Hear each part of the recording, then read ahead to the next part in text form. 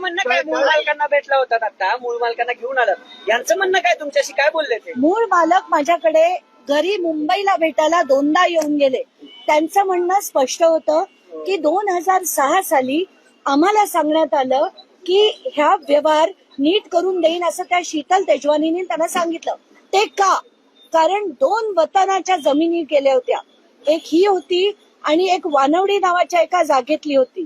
त्या दोन्ही वतनाच्या जमिनीपैकी वानवडीची जी जमीन आहे ती सरकारने परत रिग्रँट केली, तर ही सुद्धा रिग्रँट होईल असं जेव्हा त्यांना सांगण्यात आलं तेव्हा त्यांनी पॉवर ऑफ अटॉर्नी शीतल तेजवानीला दिली.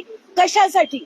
तर ती फक्त डॉक्युमेंटेशन बनवायला, रेप्रेझेंटेशन करायला, वकील अपॉइंट करायला, कोर्टात जायला आणि विक्रीची कागदपत्र बनवायला, विक्रीची सही करण्यासाठी कुठचाही कागदवर सही करण्यासाठी अधिकार दिलेले नव्हते. तरी सुद्धा त्या व्यक्तीने तसं केलं. मी त्यांच्यापैकी सगळ्यांना विचारलं, तुम्हा कोणाला एका वर्षात शीतल तेजवानींनी संपर्क केला होता का? किंवा या प्रकरणाची हे सेल डीड होणार आहे याची तुम्हाला माहिती होती का? सगळ्यांनी सांगितलं कोणालाही माहिती नव्हती. म्हणजे त्यांच्या अपरोक्ष हे सगळे व्यवहार होत होते आणि हा सुद्धा एक खूप मोठा फ्रॉड आहे.